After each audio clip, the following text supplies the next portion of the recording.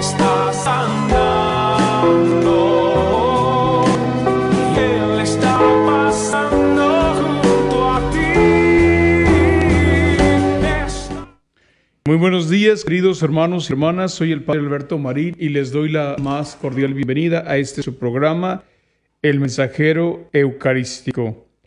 Y pues les tengo un programa bastante interesante el día de hoy. Espero que podamos aprender más sobre el final de nuestras vidas en este mundo, lo que la Iglesia permite, lo que la Iglesia pide, lo que la Iglesia enseña acerca de lo que hemos de hacer con nuestro cuerpo, lo que vamos a hacer con nuestras cenizas, si es que decidimos cremarnos o si la Iglesia permite cremarnos, cómo permite cremarnos, dónde permite cremarnos, qué permite hacer, qué sugiere, cuáles son las insistencias, etcétera. Entonces, vamos a aprender esto. Yo sé que ya hemos hablado en otra ocasión sobre esto, pero fue de manera muy somera, no lo tratamos de una manera muy práctica, de una manera directa, de una manera más profunda. Entonces, el día de hoy quiero hablar con ustedes sobre esto para que cada uno de nosotros tenga la oportunidad, mis hermanos y mis hermanas, de entender y comprender de una manera mucho más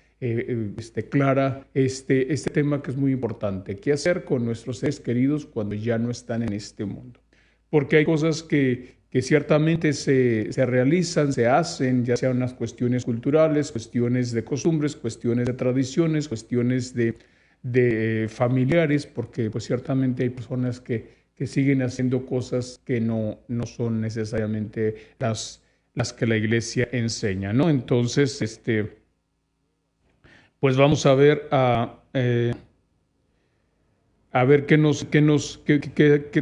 cómo nos la vamos a pasar el día de hoy con este gran tema. Pues entonces empezamos con una oración en el nombre del Padre, del Hijo y del Espíritu Santo. Amén. Señor Dios Todopoderoso y Eterno, ven, te lo pedimos, te lo suplicamos, Señor, que vengas en nuestra ayuda para que podamos nosotros hacer tu divina voluntad. Danos la fuerza que necesitamos, Señor, para que todos nosotros podamos comprender y así hacer a lo que hemos venido. Todos tenemos una misión, Señor, todos tenemos algo que hacer, todos tenemos la obligación de cuidarnos, de protegernos, de ayudarnos para que también tú, Señor, hagas tu obra en nosotros. Hoy queremos pedirte que nos ayudes a cuidar nuestro cuerpo, cuidar nuestra alma, cuidar nuestro ser, cuidarnos todos mutuamente, porque somos creación, porque somos hijos tuyos, porque somos tus hijos que nos has creado, nos has creado con un amor especial.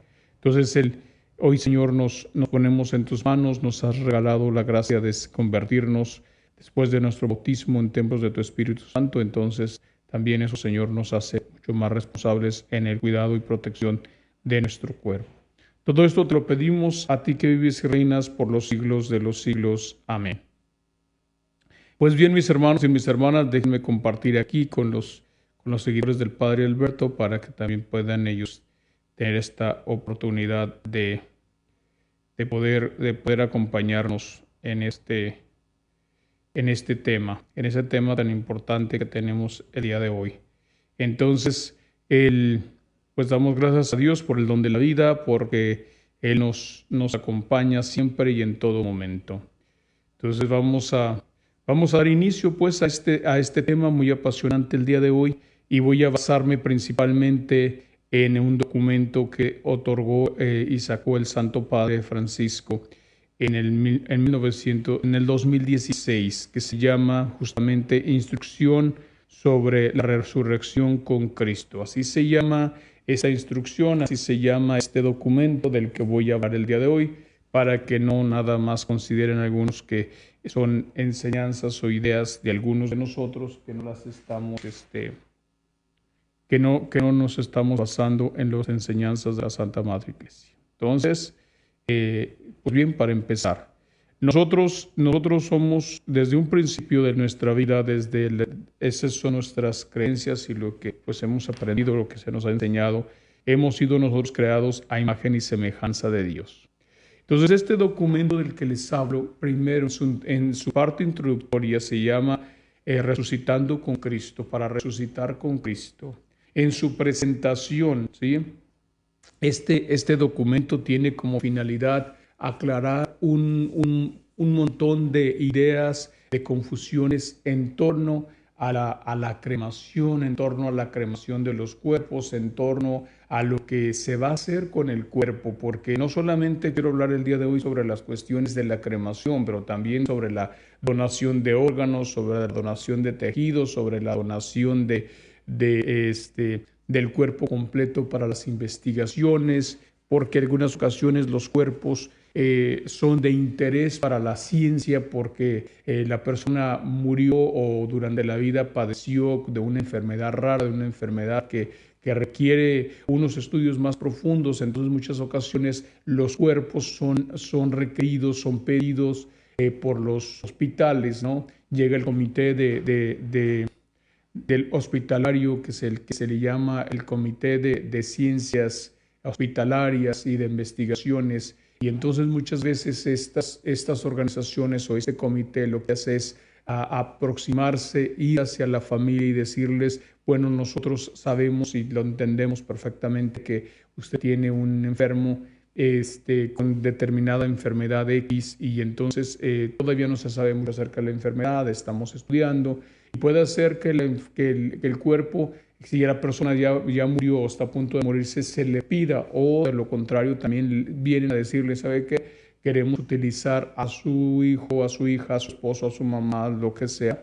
para la investigación. Nos gustaría que nos permitieran a nosotros poder analizar este caso, estudiar, y algunas veces también proponen probar determinados tipos de medicamentos.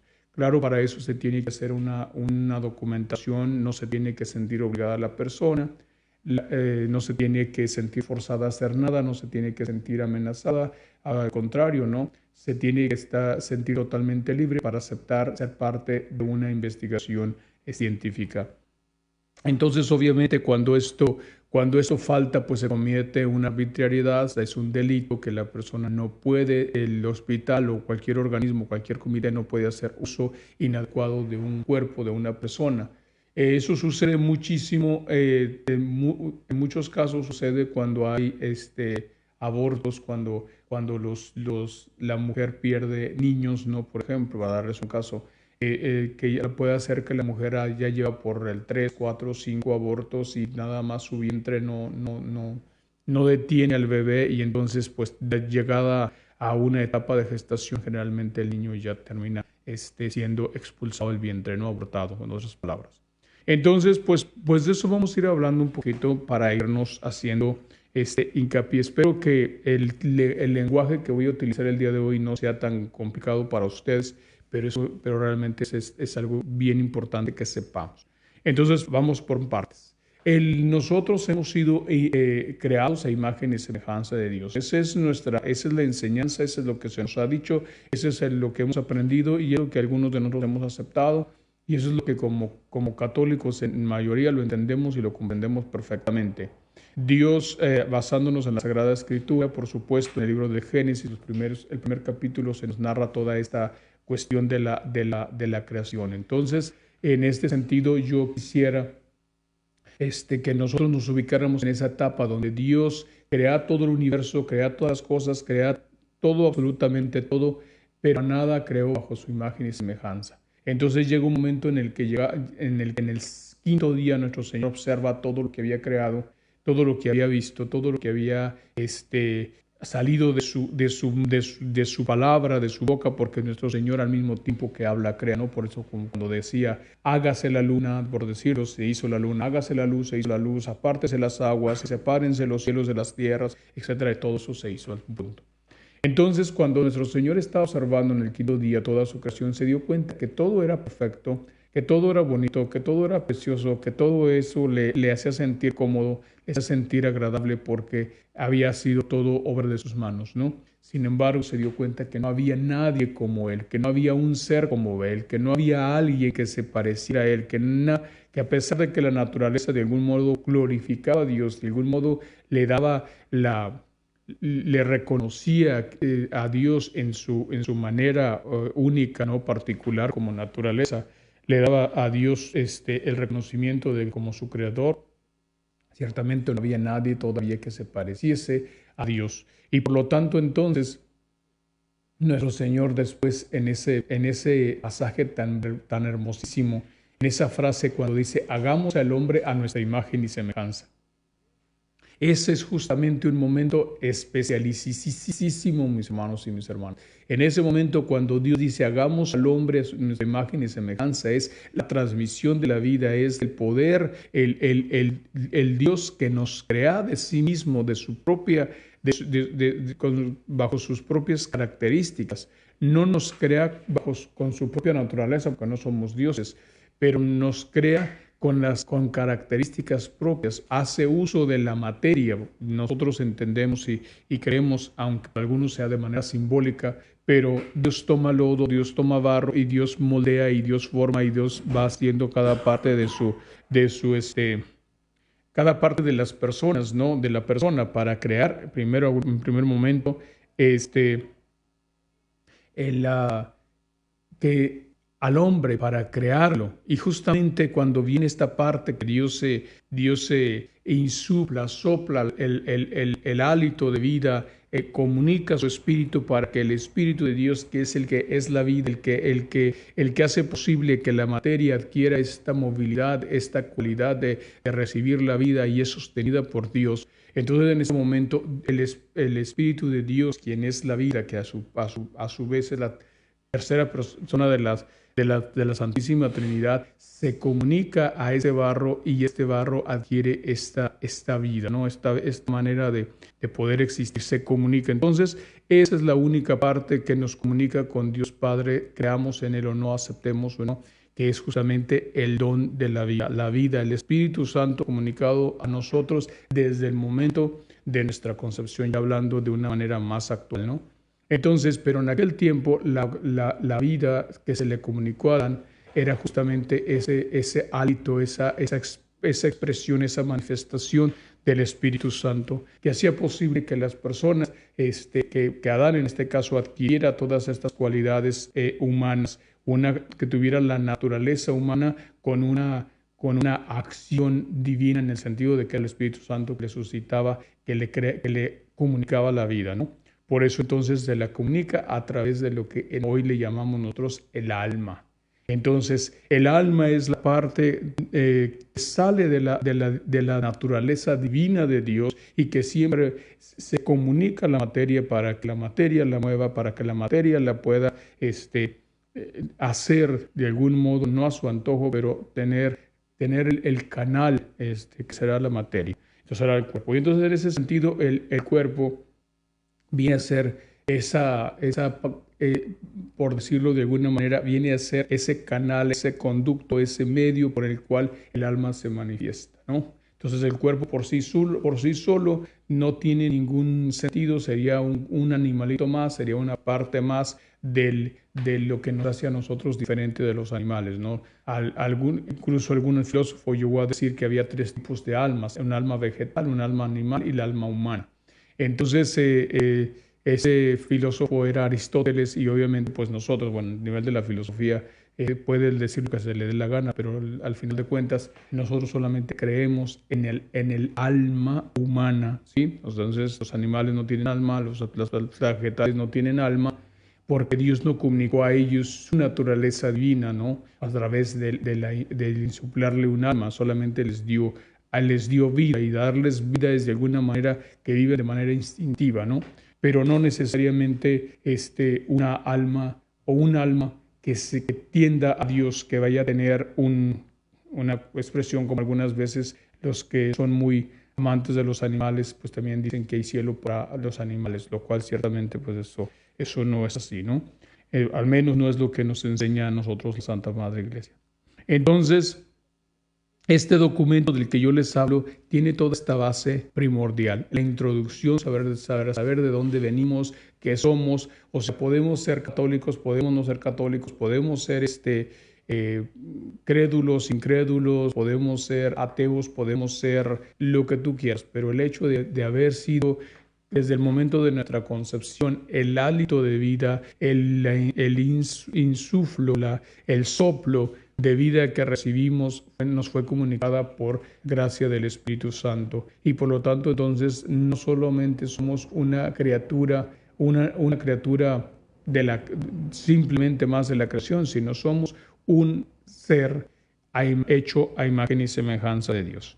Entonces, en aquella ocasión, este documento estaba dirigido de manera particular, no solo y únicamente a todos los católicos del mundo, sino también dice, como todos los documentos de la Iglesia, y a los hombres y mujeres de buena voluntad. Es decir, aquellos hombres y mujeres que aún no siendo parte de nuestra Iglesia Católica, tienen también esta parte, esta relación con nosotros en cuanto que somos hijos e hijas de Dios en general. Y a cada uno de ellos el Señor nos va a llamar de una manera muy especial, ¿no? Entonces, ese documento, por supuesto, estaba dirigido principalmente a todo, como decía, a los católicos y a los hombres y mujeres de buena voluntad, pero se dirigía de una manera muy específica a los obispos de la Iglesia. Y añade directamente que la vida de todos los fieles, entre todas las cosas que han habido en el mundo, son totalmente una bendición de Dios. Y todas las personas tienden a partir de ese año, como reconocimiento oficial, se vuelve a decir, porque había muchas confusiones, que la Iglesia no permitía la cremación, que sí la permitía, que no permitía la donación de órganos, que sí los permitía, que hacer con el cuerpo, que no hacer con el cuerpo, etcétera, de lo que vamos a seguir hablando más adelante. Espero que nos alcance el tiempo. Entonces resulta que lo que dice, se dirige a los obispos para que los obispos tengan esta claridad y la pueden comunicar a sus fieles, a la gente que ha sido acompañada por ellos, para que está sido encargada a ellos, para que ellos tengan claridad. Porque en ocasiones, mis hermanos y mis hermanas, por mucho tiempo la cremación no fue permitida en la Iglesia, y entonces, dada toda estos avances a partir de 1965, terminado el Concilio Vaticano II, muchas de estas costumbres, digámoslo así, paganas, o muchas costumbres que no eran cristianas católicas, también se fueron haciendo parte de la vida cotidiana de la Iglesia Católica. Y por lo tanto, entonces, en muchos lugares empezaron a cremar a las personas. En algún momento, claro, fue una cuestión nada más de decisión, una cuestión se convirtió también incluso como moda, ¿no? La cremación, el poder recurrir a ese tipo de ideas o de soluciones, y también de maneras de cómo acabaría el cuerpo, ¿no? Pero hoy en día esto se ha escogido más por una cuestión de espacio, por una cuestión de economía, por una cuestión de gusto también. Lamentablemente también se ha convertido en una cuestión de negocio, ¿no? De finanzas, de dinero, de ofrecimiento, de cosas. Las funerarias están saliendo cada vez más con ideas demasiado contra la naturaleza, contra el cuerpo, utilizar las cenizas, de las personas como un simple objeto de negocio, ¿no? Sin el más mínimo respeto, sin el más mínimo cuidado, sin el más mínimo reconocimiento de que esas cenizas pertenecieron a un cuerpo, y ese cuerpo, si fue bautizado, fue sagrado, y por tanto también fue hecho a imagen y semejanza de Dios, ¿no? Entonces, por esa razón, se pretendía o se quería que todos los obispos en el mundo entendieran lo que eran las nuevas normas, las aclaraciones, lo que la Iglesia decía. Ya no era el querer y desear de unos cuantos obispos en el mundo, de sacerdotes, que incluso se llegaron a negar a celebrar funerales con las cenizas, ¿no? Sino ellos decían, bueno, si usted quiere cremar a su ser querido, primero lo trae a la iglesia, celebramos la misa y después se lo lleva si quiere a cremarlo, pero ya la misa tiene que ser absolutamente en cuerpo presente. Obviamente, como vuelvo a decir, eso ya no es así. Hoy tenemos celebraciones con cuerpo presente, con celebraciones de memoria, es decir, cuando no tenemos ni el cuerpo, no tenemos las cenizas, y solamente podemos hacer una misa de memoria. Eso sucede muchísimo ahora en muchas familias aquí en los Estados Unidos, porque resulta que por su cuestión migratoria muchos de ellos no pueden regresar a sus lugares de origen, no pueden regresar a sus países, para poder cumplir con esa obligación moral de enterrar a los papás, de enterrar a los hijos, de enterrar a los padres, de enterrar a los hermanos, a los abuelos, etcétera, cualquier familiar que sea de interés para ellos. Entonces, la Iglesia ofrece hoy en día lo que le llamamos nosotros las misas de memoria. Es decir, que la gente se junta, toda la familia del país donde tú estés o del lugar donde tú estés, los que están ahí se juntan y van a la iglesia y ofrecen una misa de memoria, una misa donde nosotros podemos llevar una foto de la persona que murió y ahí la tenemos y nos reunimos en familia para que podamos ofrecer una misa por el eterno descanso de mi ser querido, al cual no puedo ir a ver ni al cual no puedo estar. Hoy en día también en muchos lugares, gracias a Dios, se están haciendo también misas virtuales, ¿no? Entonces, y lo que se le llaman así las misas virtuales, pues bueno, se celebran gracias a la nueva tecnología. Hoy podemos tener muchos medios para hacer videos en vivo, desde utilizar nuestras cuentas utilizar nuestra cuenta de Facebook, de Twitter, de Instagram, hacer nuestras cuentas de YouTube, en las que usted quiera. Ya muchos de estas redes sociales nos permiten a nosotros hacer videos en vivo, lo cual pues ha hecho mucho más ligera la tristeza o el dolor que se tiene de no estar ahí dándole la despedida a un ser querido. Le pedimos a nuestro ser querido, a menos que en el lugar donde esté pues ciertamente no haya una antena cercana o la señal de internet sea muy simple, muy baja, bueno, pues entonces se hacen grabaciones de videos y después se mandan como una especie de archivo, ¿no? Eso es otra historia, hablar de eso. Pero lo que quiero decir es que hoy en día ya tenemos la posibilidad de participar directamente en las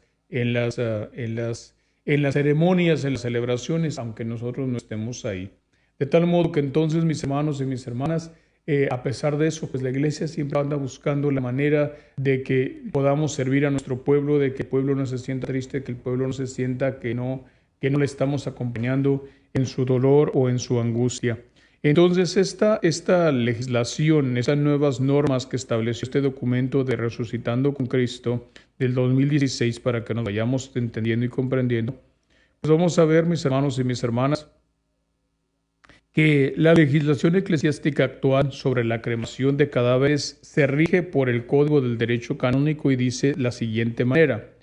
El Código del Derecho Canónico es la ley de la Iglesia, es un código, son normas que nosotros todos como cristianos católicos debemos de seguir. Ahí están todas las normas, la clarificación de muchas de las normas que no alcanzamos a entender. El derecho canónico está basado justamente, se ha compuesto de lo que enseña la Santa Madre Iglesia, que se le llama la tradición, lo que enseña la Santa Madre Iglesia, que también se le llama el magisterio, las enseñanzas de la Iglesia, la tradición de la Iglesia, la vida de la Iglesia por muchos años, y así como también la Sagrada Escritura. Entonces nosotros tenemos tres fuentes de donde nosotros basamos y tratamos de obtener todo lo necesario para establecer nuevas normas. No nada más hacemos normas de manera arbitraria, impositiva, de que muchas veces somos acusados los católicos de que hacemos normas a nuestro antojo, que las sacamos, que son leyes de hombres, etcétera, cuando verdaderamente nosotros lo que hacemos es sacar las normas que se nos han dictado por parte de Dios en la Sagrada Escritura, las ponemos al servicio de la comunidad en la vida de la iglesia y se van depurando, se van aplicando, se van poniendo, se van explicando, se van dando a conocer de una manera muy sucinta. Por ejemplo, el mandato de Dios de no matarás. Pues no matarás, obviamente a nivel así muy escueto, pues se escucha no mataría, pero hay que explicar todas y cada una de las maneras de no matarás, cuándo a lo mejor sí es posible matar, cuándo no es posible matar, bajo qué circunstancias. Todas esas cosas las va a explicar la Santa Madre Iglesia a través de su magisterio, a través de su enseñanza, a través de su tradición, lo que ha vivido la Iglesia por años eternos. Y entonces eso es ya cuando se llega a un consenso, cuando se llega ya a una norma especial para todo, que va a regir toda la iglesia, no nada más una diócesis, no nada más una capilla, una iglesia local. Entonces justamente es ahí donde la iglesia establece una norma y esa norma la va a agregar a el derecho canónico. Y entonces el derecho canónico va a ser el que nos va a regir a todos. Entonces ahí en el derecho canónico se dice lo siguiente: la Iglesia recomienda vivamente que se conserve piadosamente la costumbre de dar sepultura a los cuerpos de los difuntos. Sin embargo, no prohíbe la cremación, a no ser que ésta haya sido elegida por razones contrarias a la doctrina cristiana. Aquí cabe señalar que, a pesar de que la legislación también acepta la cremación, entonces también es cierto, mis hermanos, que hay razones por las que no se puede elegir la cremación por cuestiones cuando una persona, esas razones por las que no se acepta cuando la cremación es cuando la persona simplemente dice, no me importa, yo quiero que me cremen porque quiero desaparecer, porque no quiero que haya nada de mí, porque no quiero que desaparezca nada, no quiero tumba, no quiero piedra, no quiero nada, no quiero que se me recuerde para nada, no me importa, no me interesa, tírame donde sea por razones contrarias. La otra razón contraria justamente es para desaparecer evidencias, porque eso es muy importante, mis hermanos. Algunas veces las personas saben que cuando han sucedido asesinatos, cuando han sucedido envenenamientos, cuando han sucedido abusos, maltratos, etcétera, y entonces la persona muere y en ocasiones, claro, se puede manejar de una manera a nivel económico, a nivel de hacer algunas transacciones con los grandes autoridades hospitalarias. Ya estoy igual que lo del TikTok, del video, que no sé decir la expresión.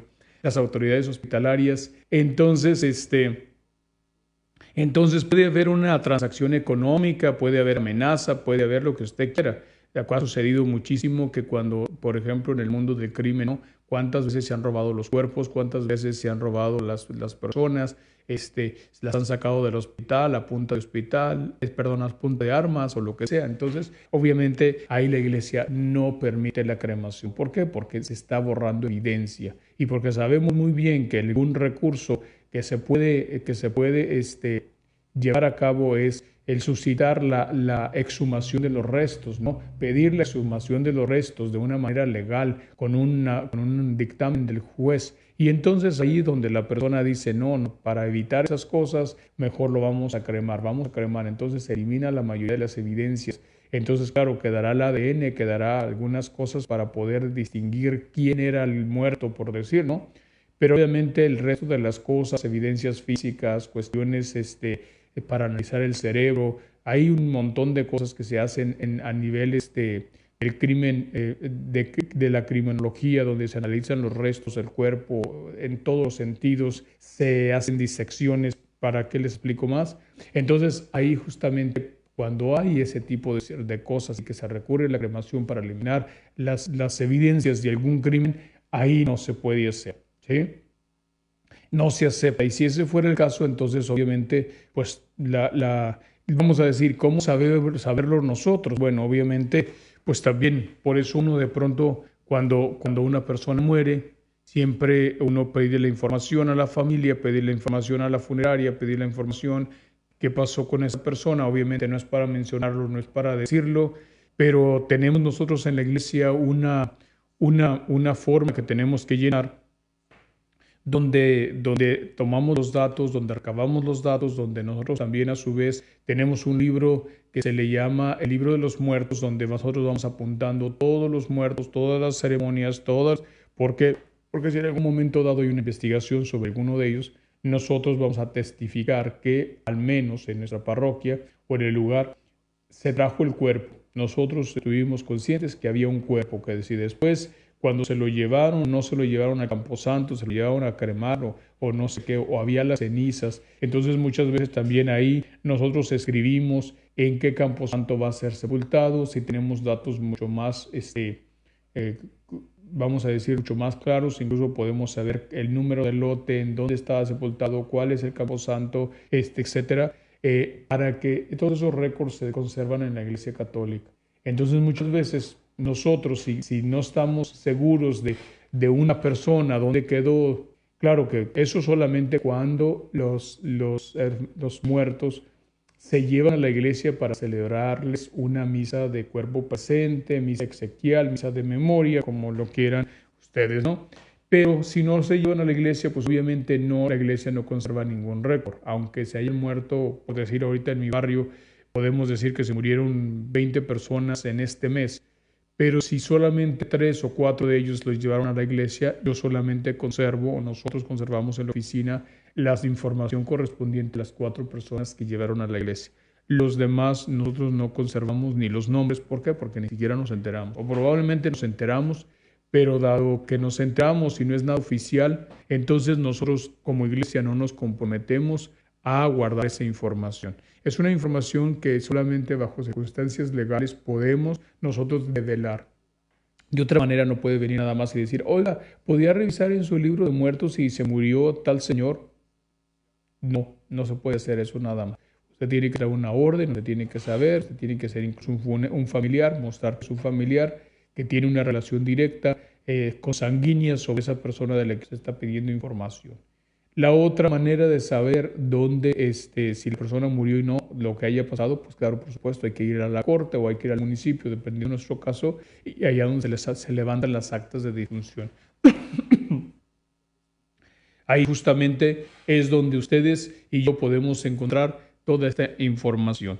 Entonces, por esa razón, la iglesia dice, bueno, en circunstancias normales aceptamos la cremación, pero en circunstancias no claras, por supuesto, no es conveniente, no se acepta. Y si yo ya sé que se está borrando, se quieren borrar huellas o la cuestión de lo que ya ha pasado, entonces, de hecho, el mismo gobierno no permite la cremación cuando se trata de una cuestión de crimen.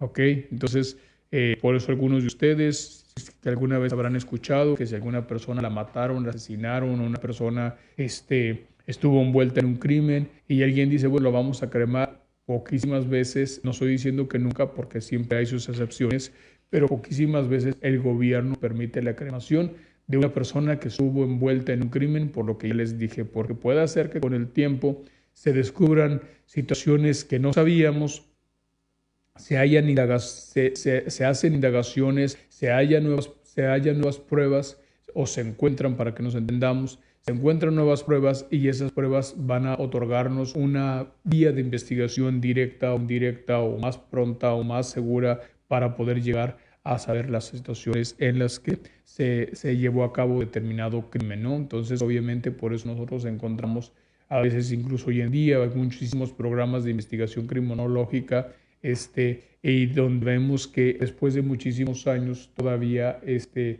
encuentran evidencias y se termina diciendo, esta era la persona, ¿no? Entonces, muchas veces en los centros de investigación de criminología de los gobiernos, pues se conservan muchas veces de alguna manera ciertas partes del cuerpo de la persona que van a servir, se conservan en un determinado modo para que puedan servir como evidencia en lo que transcurre la investigación. Obviamente, cuando termina la investigación, pues, todas esas cosas que estuvieron ahí, cuando ya una investigación se declara que ya se terminó, entonces, pues todavía hay una posibilidad de guardarla hasta 7 años más después de que se haya concluido una investigación. ¿Por qué? Porque resulta que puede ser que lo que creíamos que ya se había terminado no lo es así y por lo tanto entonces se vuelve a abrir el caso, se vuelve a tomar nuevo giro, nuevo auge. Por eso nosotros encontramos que en nuestros días a veces decimos después de 20 años, después de 30 años, después de 15 o lo que sea, se encontró finalmente, se logró solucionar el caso de la niña perdida, del asesinato de no sé quién, de quién sabe cuándo. ¿Por qué? Porque muchas de esas cosas, muchas evidencias estaban ahí en manos de la policía, en manos de los investigadores, y entonces, por esa razón, volviendo a lo mismo, tenemos nosotros como iglesia la obligación de asegurarnos que esa persona que estuvo envuelta en algún crimen, en alguna situación, esté cumpliendo legalmente lo que tiene que hacer. Y bueno, eso hoy aquí en los Estados Unidos es mucho más complicado llegar a ser tener un problema de esa naturaleza, ¿no? Pero en nuestros países donde, por ejemplo, se tiene que sepultar a la persona al día siguiente o 2 días después, no se puede conservar mucho tiempo, etcétera. Entonces, muchas veces esas evidencias se terminan, esas evidencias ya no están, esas evidencias desaparecen. Es fácil a veces robarse el cuerpo, es fácil desaparecerlo, es fácil quemarlo, es fácil pulverizarlo, lo que usted quiera. Entonces, ¿por qué? Porque justamente es ahí donde nosotros tenemos que tener en consideración por qué la iglesia sí permite la cremación, pero no la permite. Entonces, ahora sí, no la permite en algunos casos. Entonces, por lo tanto, mis hermanos, esta legislación de la que habla la Iglesia en condiciones normales, fuera de cuestiones de crimen de las que he explicado yo un poquito, entonces la Iglesia dice, bueno, tienes el permiso, tienes la autorización, tienes la libertad, lo puedes hacer, pero recuerda que tu ser querido es hecho a imagen y semejanza de Dios. Recuerda que tu ser querido, si era católico y se bautizó y recibió los sacramentos y todo, entonces se convirtió en templo del Espíritu Santo, en tabernáculo del cuerpo y la sangre de Cristo, estuvo rodeado, estuvo lleno de todos sus sacramentos. Entonces, por lo tanto, este cuerpo requiere ser reconocido, ser respetado, ser considerado en alta estima. ¿Por qué? Porque es un cuerpo sagrado, porque no es una simple criatura, no solamente es un cuerpo en desgracia, sino un cuerpo agraciado por todas las gracias divinas que recibió. Y por lo tanto se debe de tratar con esa dignidad, ¿no? Entonces yo recuerdo en alguna ocasión cuando en una de las funerarias en la Ciudad de México hubo un escándalo sobre el maltrato y uso inadecuado de los cuerpos. Entonces, eso sucedió ya por los años 90, donde muchas funerarias se dedicaban a vender los cuerpos.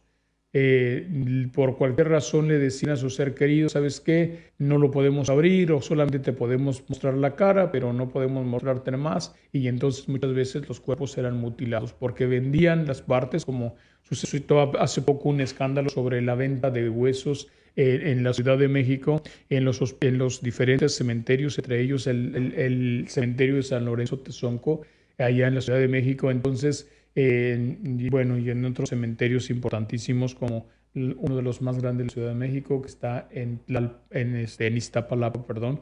Entonces, todos esos cementerios entraron en un estado de negocio, ¿no? De donde se robaban los cuerpos, los esqueletos, las partes del esqueleto, perdón, desde cualquier parte que en las investigaciones, en los hospitales, en el mundo de vudú, de la brujería, de la santería, etcétera, que querían conseguir todas esas partes de huesos y de seres humanos. Entonces, obviamente, se dedicaron a vender todo eso.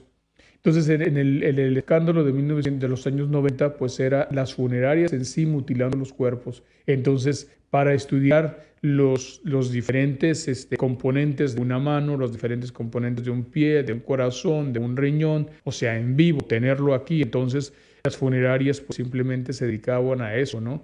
A vender, a cortarles el pie, a cortarles el estómago, a cortarles los intestinos, lo que quieras. Y entonces cuando tú tenías el velorio, pues sí, tú veías a tu ser querido, pero solamente veías la carita, ¿no? Y lo demás bien tapadito y pues la gente decía, es que, pero ¿por qué no se le ven las manitas? ¿Por qué esto? ¿Por qué lo otro? Bueno, es que no, porque es que usted sabe que por cuestiones de salud, y ahí nada más en el vidrito podrías ver de esas cajas o ataúdes en México o en otros países que también están, que le levantan una parte del ataúd y solamente se puede ver a la persona a través de un cristal, ¿no?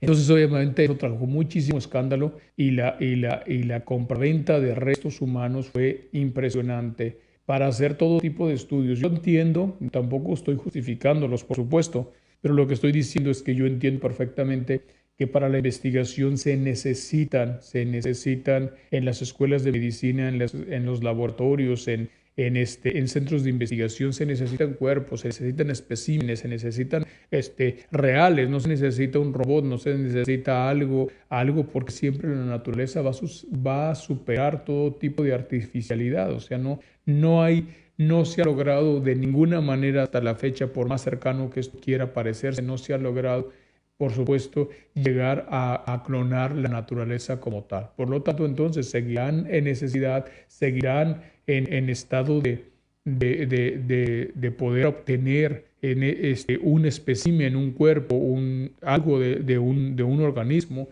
vivo, de una persona, quiero decir, que de un ser vivo, que no esté vivo, por supuesto, pero también en ocasiones, por supuesto, también se hacen estudios y se hacen operaciones directas y se invitan a todos los estudiantes de cirugía o lo que quiera que esté tratando ahí para que vean el comportamiento del corazón en vivo, el comportamiento del hígado, el comportamiento, o sea, todas esas cosas se tienen que hacer, mis hermanos y mis hermanas. No nada más es que ya uno llega al hospital y ya te abrieron el estómago y ya el doctor sabe lo que hace, sí, pero para saber lo que hace necesito haber visto 50, 100 cadáveres, por ejemplo, o haber realizado en cadáveres esas cirugías muchísimas veces para que pudiera practicar. Entonces, no tenemos que escandalizarnos. Los cuerpos humanos, los seres, también son utilizados y deben de ser utilizados, y también es una manera de nosotros de poder contribuir a la ciencia. Por eso decía hace rato que cuando los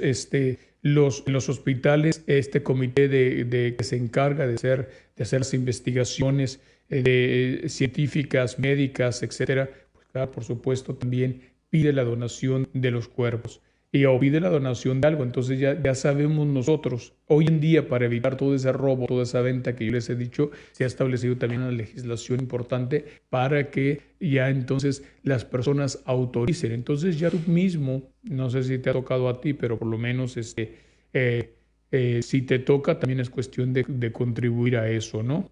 Que contribuir a la ciencia, de alguna manera ayudar a lo que va a pasar. Entonces había ocasiones en que les pedían a las personas específicamente una parte del cuerpo. Les decían que quisiéramos que nos donaras toda la parte del interior del cuerpo, desde las vísceras, el corazón, todos los órganos internos, para entendernos, para que los podamos utilizar en la investigación. Entonces, claro, los laboratorios en donde los médicos estudian van a encontrar especímenes de seres humanos. ¿Por qué? Porque son necesarios. Vuelvo a insistir, no van a trabajar con cosas artificiales, no van a trabajar con cosas que no son la realidad, porque entonces cuando tú vayas a operarte el corazón, si ese cirujano no ha conocido el corazón en vivo, ni cómo funciona, ni qué hace, ni ha tratado de operarlo de 20,000 formas, entonces obviamente tú te morirías. ¿Por qué? Porque ciertamente no tienen la más mínima idea exactamente cómo luce un corazón. Entonces no hay que escandalizarse, no hay que decir, hoy es que no es posible que utilicen partes de seres humanos. Son importantes, son necesarias. Entonces también eso lo permite la Iglesia, por supuesto, siempre y cuando tú te asegures que terminado el uso de tu ser querido, tú vas a firmar un documento y vas a decir, cuando ya se termine, hay hospitales que tú puedes donar los órganos por un determinado tiempo, ¿no? Puedes decir, bueno, yo quiero donar los órganos de mi ser querido por 5 años. Entonces, en 5 años el hospital tiene la obligación de regresarte los órganos para que tú los cremes y puedas llevarlo al camposanto donde estaba la tumba de tu ser querido, o en su defecto tú puedes firmar diciendo que el mismo hospital vamos a decirlo así, de manera como llana, ¿no? Se deshaga de esos órganos a los 5 años. Porque tampoco es que duran para siempre, mis hermanos. Algunos duran más, menos, poquísimo, por supuesto, porque dependiendo del tipo de cosas que vayan a realizar. O sea, por ejemplo, vuelvo a tomar en cuenta un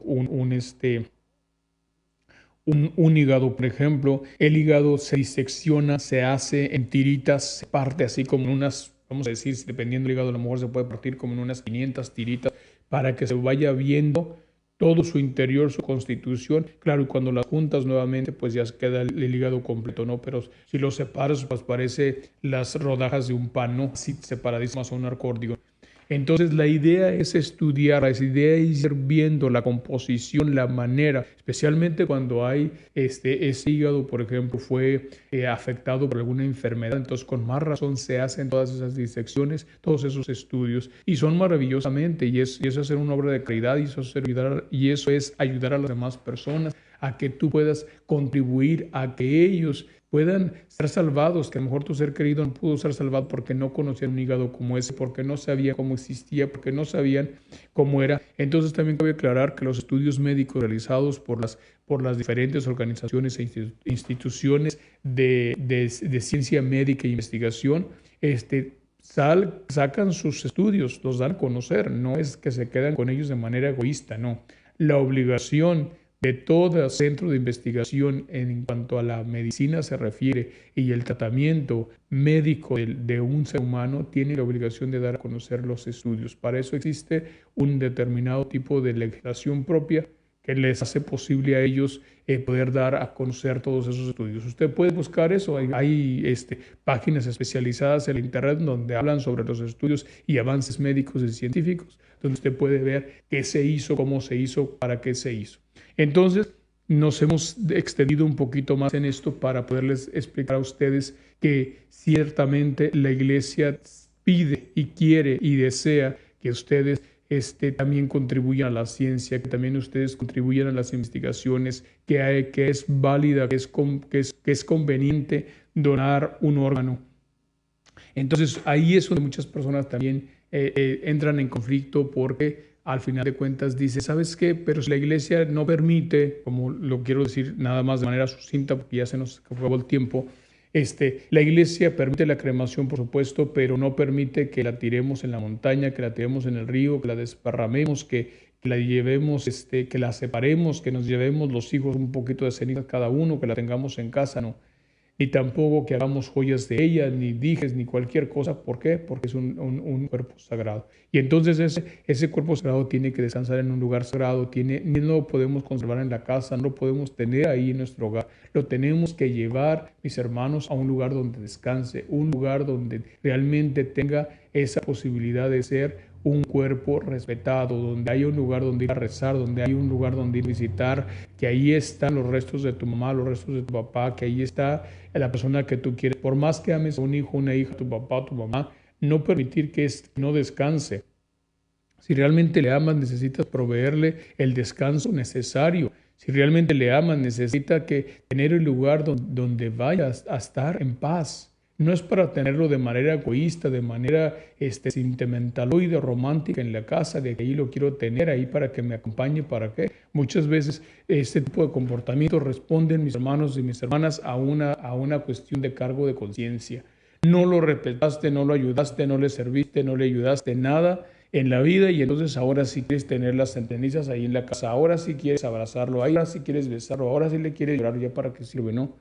Entonces, aún así le sigues haciendo un daño. ¿Por qué? Porque no estás teniendo el respeto a sus restos, no estás dándole el lugar que le corresponde, no les estás dando el lugar del descanso. Por eso dice que los muertos van a ir a su descanso hasta que sean llamados a la gloria de Dios o sean llamados a su juicio final, ¿no? Entonces, de la misma manera, entonces vuelvo a lo mismo. Alguna persona dirá, bueno, ¿y entonces por qué la iglesia permite que se hagan donaciones y se separen? Y entonces ahí también existe la separación. Es una cosa bastante complicada, por supuesto, pero al mismo tiempo es una explicación muy simple. En el momento, mis hermanos y mis hermanas, que se hace una donación de una parte de tu cuerpo para la donación específicamente, en ese momento ya no es parte del cuerpo de la persona, viene a ser parte y forma del cuerpo de la otra persona, ¿sí? Se une a la otra persona, no aunque haya sido mi pierna, mi mano, mi corazón mío, pero ya puesto en la otra persona, ya es de la otra persona. Ya ese órgano, ya que en mí habría muerto, que mi alma ya no le daba vida, ahora le va a dar vida a ese órgano en la otra persona y por lo tanto entonces ya no soy yo viviendo en la otra persona, ya no soy yo porque entonces la otra persona sería dos personas y estaríamos diciendo mi hijo está viviendo en ese Señor y por eso voy a abrazar a mi hijo en ese Señor. Y eso obviamente pues no es así. Entonces cuando se hace una donación de un órgano, de una parte de nuestro cuerpo y a una persona, cuando la otra persona o sea, el organismo de la otra persona lo asume, automáticamente pasa a ser parte del cuerpo de la otra persona. No es que esto es mío y esto es de alguien más. ¿Por qué? Porque sin esa cosa que ahora se hizo parte de mi cuerpo no podría yo vivir. Por lo tanto entonces pues esperamos que hayamos tenido un poquito de explicación sobre esta cuestión del día de hoy, mis hermanos y mis hermanas. Y yo pido a Dios y pido a ustedes que piensen bien lo que quieren hacer en su vida. Doy gracias a todos los que nos estuvieron acompañando en este programa del Mensajero Eucarístico y les pido que para la próxima semana pues nos acompañen si tienen el tiempo. Y pues muchas gracias, mando saludos a todos los que nos están viendo, a Emma Rodríguez, a Lourdes Morales, a Raquel Avelino, Guadalupe de Luna. Muchísimas gracias por todo su apoyo y les seguimos pidiendo a todos ustedes que nos sigan teniendo en cuenta para apoyar a la Virgen de Guadalupe Radio en nuestras necesidades. Que el Señor les bendiga en el nombre del Padre, del Hijo y del Espíritu Santo. Que tengan un excelente día.